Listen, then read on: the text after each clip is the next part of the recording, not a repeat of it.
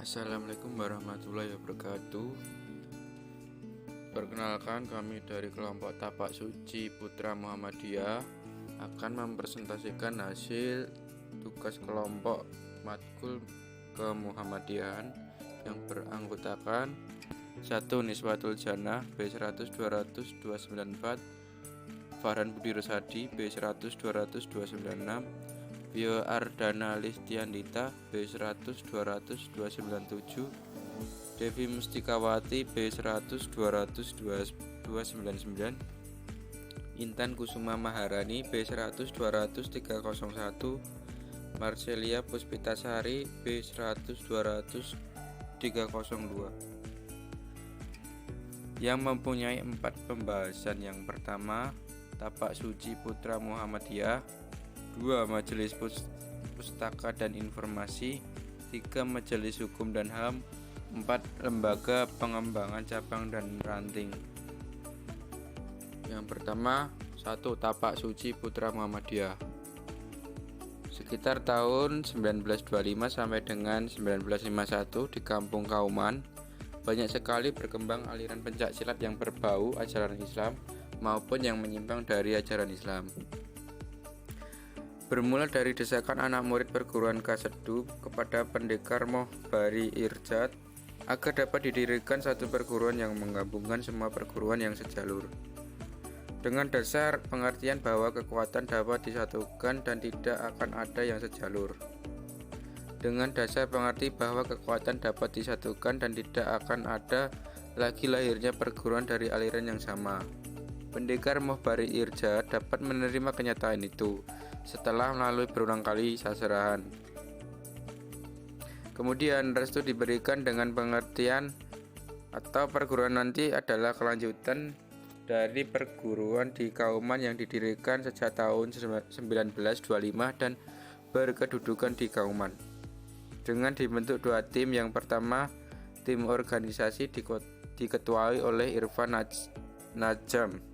Kedua, tim perguruan yang diketuai oleh Mod Rustam Jundab.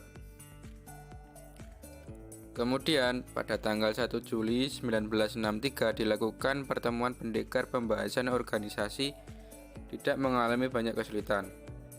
Berkat kesabaran pendekar-pendekar terdahulu, maka atas rahmat Allah Subhanahu wa ta'ala lahirlah perguruan Tapak Suci secara resmi pada tanggal 31 Juli 1963 berdepatan dengan tanggal 10 Rabiul Awal 1383 Hijriah.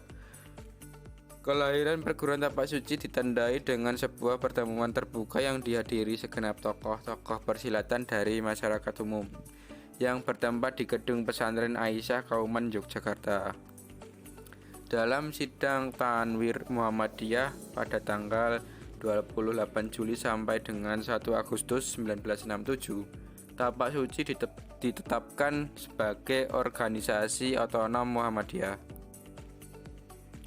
Tapak Suci Putra Muhammadiyah menjadi pelopor pengembangan pencak silat yang metodis dan dinamis dengan dasar 1. Membina pencak silat yang berwatak serta berkepribadian Indonesia, bersih dari ilmu sesat dan syirik. 2. Mengabdi perguruan untuk perjuangan agama serta bangsa dan negara. 3. Sikap mental dan gerak langkah anak murid harus merupakan tindakan kesucian. 2. Majelis Pustaka dan Informasi Majelis. Majelis Pustaka dan Informasi Majelis ini di masa Kiai Haji Ahmad Dahlan didirikan Majelis Taman Pustaka, kemudian menjadi Majelis Pustaka, dan sejak Tamat 45 di Malang dirubah menjadi Lembaga Pustaka dan Informasi. Kemudian tahun 2010 pasca Muktamar 1 Abad diubah menjadi Majelis dan Informasi. Berikut tugas dan fungsi Majelis Pustaka dan Informasi. 1. Pengadaan perpustakaan yang memadai di kantor wilayah dan daerah, terutama bahan pustaka yang berisi dokumen persyarikatan sehingga mudah menjadi rujukan publik. 2. Penulisan sejarah Muhammadiyah dan tokoh-tokoh di tingkat wilayah dan daerah agar masing-masing daerah memiliki sejarah perkembangan Muhammadiyah. 3. Mendorong warga untuk mengembangkan minat baca membaca sebagai pengamalan perintah Iqra, sedangkan bagi lembaga pendidikan harus memiliki sarana perpustakaan yang memadai sebagai pusat kegiatan keilmuan. 4. Mengoptimalkan pemanfaatan dan pelayanan kepada media massa serta mengaktifkan website sebagai sarana penyebaran informasi. 5. Pelatihan tenaga public relation di tingkat wilayah dan daerah agar dapat menginformasikan kegiatan Muhammadiyah kepada masyarakat. 6. Menyelenggarakan pelatihan tentang kepustakaan dan jaringan informasi. Majelis Hukum dan HAM. Majelis ini didirikan pada periode sebelum Muktamar 44 Jakarta tahun 2000. Setelah 1 abad dikembangkan menjadi Majelis Hukum dan HAM. Dibentuknya majelis ini didasarkan pada beberapa pemikiran, yaitu yang pertama adalah kasus-kasus pelanggaran HAM dan ketidakadilan hukum dari tahun ke tahun cenderung meningkat. Kedua, penanganan atas kasus-kasus pelanggaran HAM sering berakhir dengan ketidakjelasan. Kejadian-kejadian tersebut sangat ironis dengan gencarnya kampanye penegakan HAM. Ketiga, terbukanya alam demokrasi sebagai buah reformasi sering berujung kepada euforia yang berlebihan sehingga tidak jarang berakibat runtuhnya penegakan hukum dan HAM.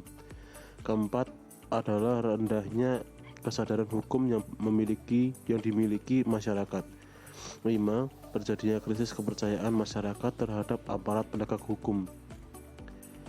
Majelis ini memiliki program kegiatan dalam 4 divisi, yaitu divisi pendidikan dan sosialisasi hukum, divisi pemberdayaan, SDM, dan HAM, divisi pembinaan dan pemberdayaan peranata hukum, divisi advokasi, bantuan, dan konsultasi hukum. 4. Lembaga pengembangan cabang dan ranting. Muhammadiyah dihadapkan pada tugas dan tantangan baru yang semakin berat.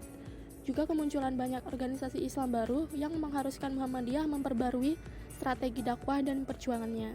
Secara hierarki keorganisasian, cabang dan ranting adalah level organisasi yang paling bawah, padahal sebenarnya cabang dan ranting justru memainkan peran ujung tombak dalam kinerja persyarikatan Muhammadiyah. Jumlah cabang dan ranting Muhammadiyah masih terhitung minim. Dari 5.263 jumlah kecamatan di Indonesia, baru 3.221 yang memiliki cabang Muhammadiyah atau sekitar 61%.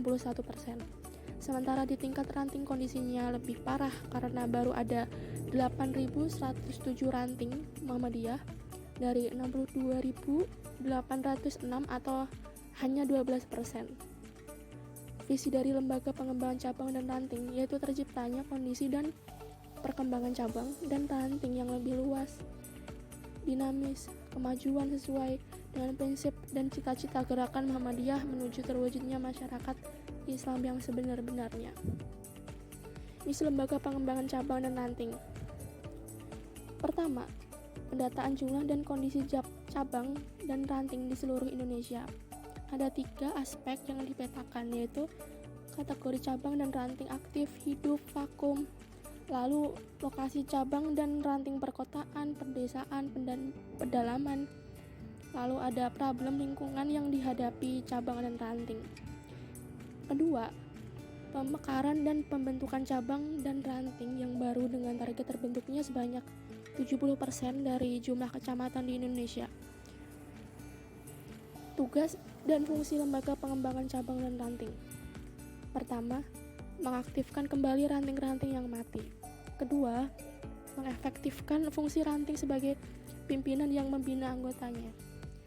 Yang ketiga, membentuk ranting-ranting baru terutama di pedesaan dan pusat kawasan kota besar. 4. Menjadikan ranting-ranting tertentu memiliki infrastruktur dengan kondisi yang kondusif. 5. Menghidupkan pengajian-pengajian dengan berbagai model alternatif. 6. Mengembangkan fungsi pelayanan krisis center untuk advokasi di tingkat ranting. Ketujuh, meningkatkan konsolidasi dengan seluruh organisasi otonom. 8. Menjadikan ranting sebagai basis kegiatan pemberdayaan masyarakat dalam membentuk Islamic Civil Society.